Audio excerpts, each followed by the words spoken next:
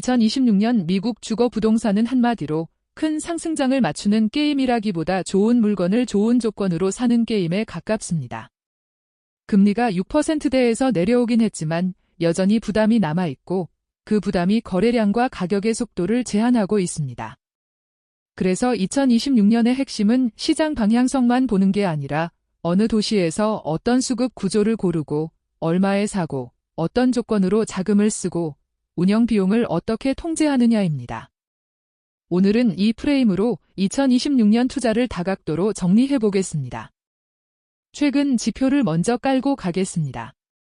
30년 고정 모기지 금리는 2026년 1월 초 기준 6%대 초반 수준입니다.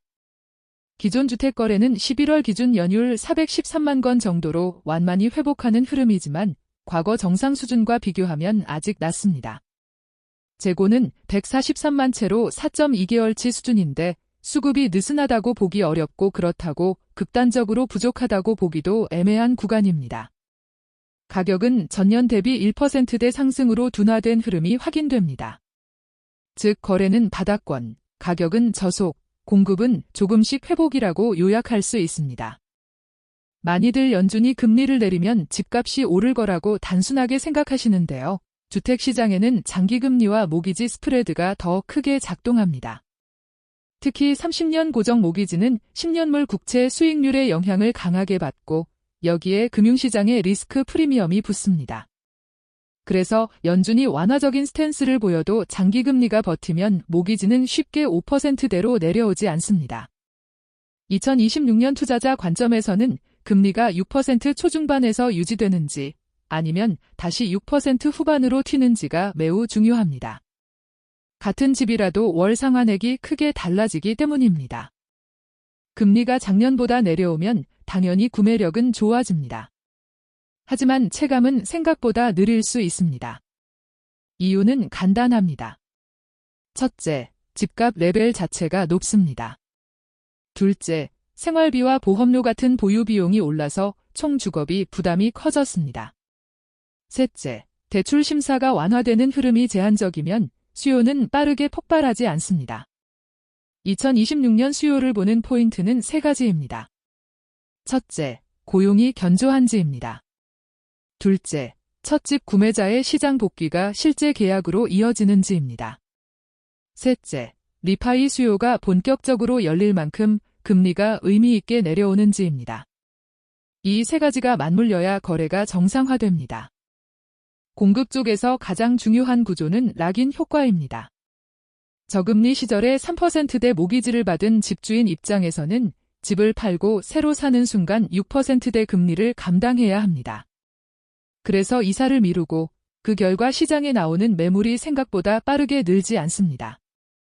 재고가 늘어난다고 해도 폭발적으로 늘기 어렵고 지역별로 천천히 완화되는 정도로 나타날 가능성이 큽니다. 이 구조는 투자자에게 두 가지 의미가 있습니다. 하나는 가격이 급락하기 어렵다는 방어 요인이고 다른 하나는 거래 성사를 위해 가격을 크게 내리기보다 조건을 조정하는 형태가 늘어난다는 점입니다. 그래서 2026년에는 가격 협상 못지않게 컨세션 협상이 중요합니다. 신축 시장은 2026년에 중요한 투자 레버가 될 수 있습니다. 빌더 심리 지표는 아직 약한 편이고 이를 보완하기 위해 인센티브가 확대되는 흐름이 나타납니다. 빌더는 가격을 크게 깎기보다 클로징 비용 지원이나 금리 바이다운, 옵션 업그레이드 제공 같은 방식으로 구매자를 유인하는 경우가 많습니다. 투자자 입장에서는 이게 기회입니다. 같은 가격대라도 실제 체감 구매가를 낮출 수 있기 때문입니다. 다만 동시에 신호이기도 합니다. 수요가 강하면 굳이 인센티브를 많이 줄 이유가 없습니다. 따라서 신축을 보실 때는 인센티브만 보지 말고 그 지역이 공급 과잉으로 가는지 임대 수요가 탄탄한지까지 함께 확인하셔야 합니다. 공급을 분석할 때는 착공만 보면 안 되고 허가와 준공까지 같이 봐야 합니다. 허가는 미래 공급의 시안이고 착공은 실제 공사 착수, 준공은 시장에 실제로 물량이 풀리는 단계입니다. 2025년 10월 기준으로 허가와 착공, 준공 숫자들을 보면 단독주택 쪽은 비교적 견조한 흐름이 있는 반면 5세대 이상 멀티 쪽은 사이클 변동이 큽니다. 여기서 투자 포인트는 두 가지입니다. 첫째, 멀티 물량이 쏟아진 지역은 2026년에 임대료와 공실 리스크가 더 커질 수 있습니다. 둘째, 단독주택 공급이 충분히 늘지 않는 지역은 매물 부족이 지속될 가능성이 있어 가격이 상대적으로 방어될 수 있습니다. 2026년 집값에 대한 전망은 대체로 비슷합니다. 전년 대비 1%대에서 2%대 정도의 완만한 상승 또는 사실상 횡보에 가까운 흐름이 기본 시나리오입니다. 이 말은 전국 평균을 맞춰서 수익을 내기 어렵다는 뜻이기도 합니다. 대신 지역별 분화가 더 커질 가능성이 높습니다. 어떤 도시는 공급 부담으로 가격이 눌리고 어떤 도시는 고용과 인구 유입으로 가격이 버틸 수 있습니다. 따라서 2026년에는 집값 상승률을 맞추기보다 수급이 유리한 지역을 고르고 매입 단가를 낮추고 운영 비용을 통제하는 방식으로 기대 수익을 만들 필요가 있습니다. 특히 같은 도시에서도 학군, 직주 근접, 안전성 같은 미시 입지 요소가 더 중요해집니다. 거래량 전망을 보면 2026년은 폭발적인 증가가 아니라 완만한 회복에 가깝습니다. 즉, 거래가 조금씩 살아나면서 유동성이 개선되는 해가 될 수 있습니다. 유동성이 개선되면 투자자에게는 좋은 점이 있습니다. 첫째, 팔 때 출구가 좋아집니다. 둘째, 리모델링이나 리스팅 전략이 먹히는 시장이 됩니다. 하지만 반대로 인기 지역에서는 경쟁이 다시 붙을 수 있습니다.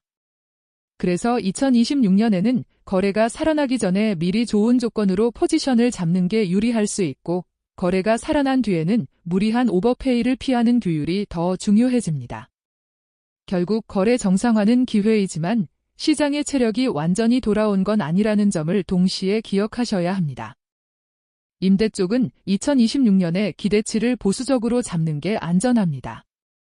특히 멀티, 즉 아파트는 공급 영향으로 임대료가 약해질 수 있고 단독 임대는 상대적으로 방어적이지만 그래도 성장률이 1%대 수준으로 낮을 가능성이 있습니다.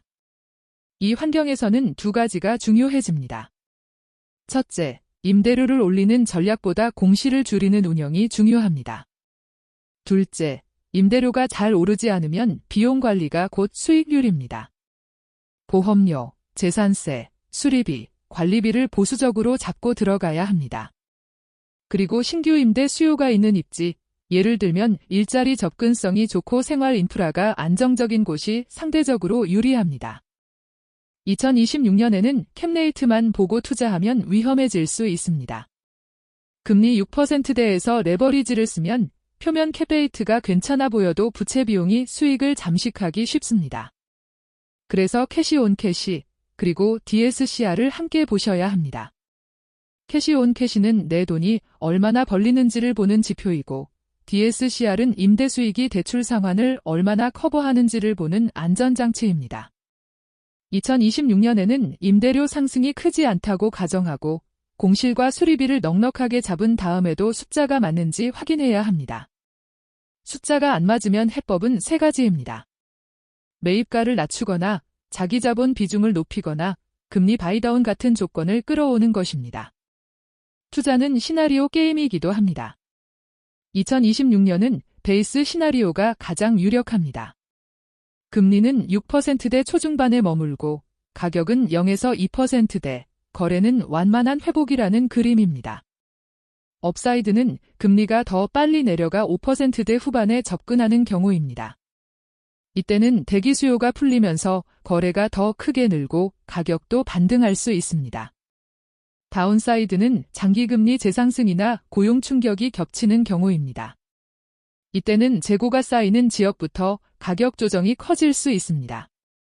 그래서 실행 전략은 단순합니다. 베이스에 맞춰 숫자를 짜되 업사이드에서는 매도 출구를 열어두고 다운사이드에서도 버틸 수 있게 현금 흐름을 보수적으로 설계하는 것입니다.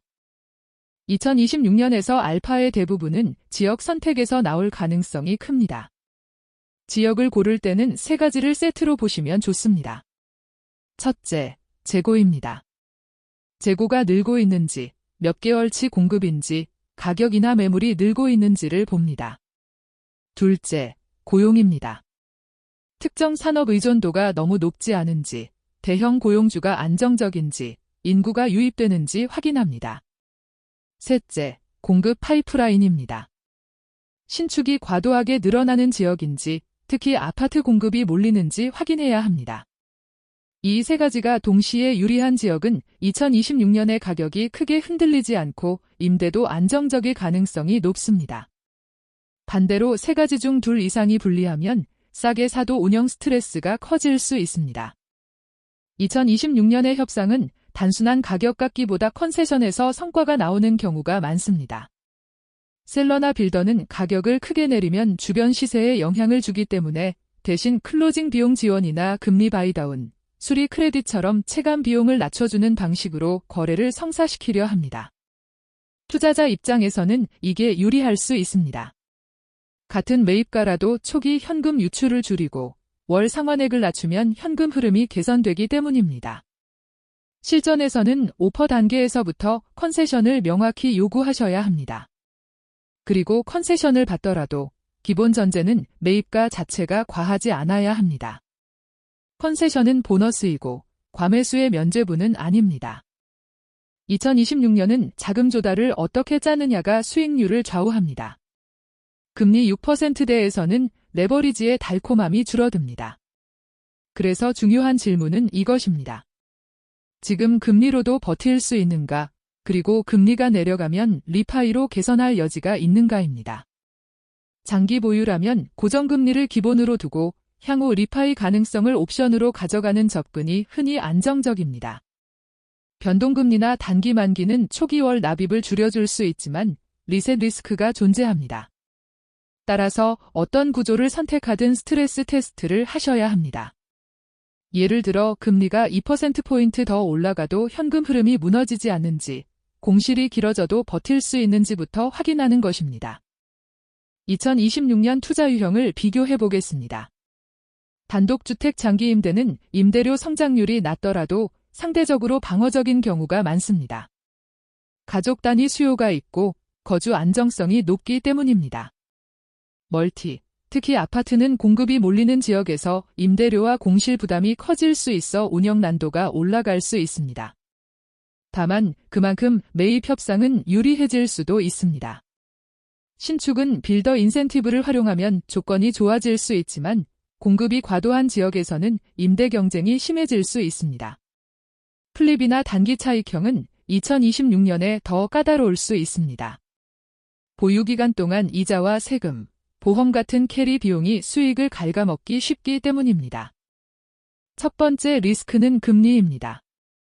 금리가 다시 올라가면 구매력이 즉시 떨어지고 거래가 얼어붙을 수 있습니다. 그 순간 투자자는 출구가 막히는 느낌을 받습니다. 그래서 2026년에는 출구를 두 개로 설계하는 게 중요합니다. 하나는 시장이 좋아지면 매도하는 출구이고 다른 하나는 시장이 애매해도 임대로 버티는 출구입니다. 이를 위해서는 처음부터 임대 기준으로 숫자가 맞아야 합니다. 또 대출 구조가 변동금리거나 단기 만기라면 더 보수적으로 봐야 합니다. 금리 상승 시 월 납입이 늘어도 감당 가능한지 확인해야 합니다. 결국 금리 리스크는 예측으로 이기는 게 아니라 구조로 관리하는 영역입니다. 두 번째 리스크는 보유 비용입니다. 2026년에 집값이 크게 오르지 않는다면 비용이 조금만 올라가도 수익률이 크게 흔들립니다. 특히 보험료는 지역에 따라 급등할 수 있고 재산세는 재평가나 세율 변화로 예상보다 커질 수 있습니다. HOA가 있는 곳은 관리비 인상도 변수입니다. 여기에 지붕이나 H백 같은 큰 수리비가 겹치면 한 해 수익이 사라질 수도 있습니다. 그래서 실전에서는 보수적으로 가정하셔야 합니다. 유지보수와 공실 예산을 넉넉히 잡고 보험료와 세금은 최근 고지서와 실제 견적을 기준으로 확인하는 것이 좋습니다. 이 부분을 대충 잡고 들어가면 2026년 같은 저속장에서는 체감 손실이 커집니다. 세 번째 리스크는 규제와 지역 제도입니다. 단기 임대 규제, 임대료 규제, 퇴거 절차, 임대 라이선스와 검사 같은 요소는 주와 도시마다 다르고 같은 도시에서도 구역별로 다를 수 있습니다.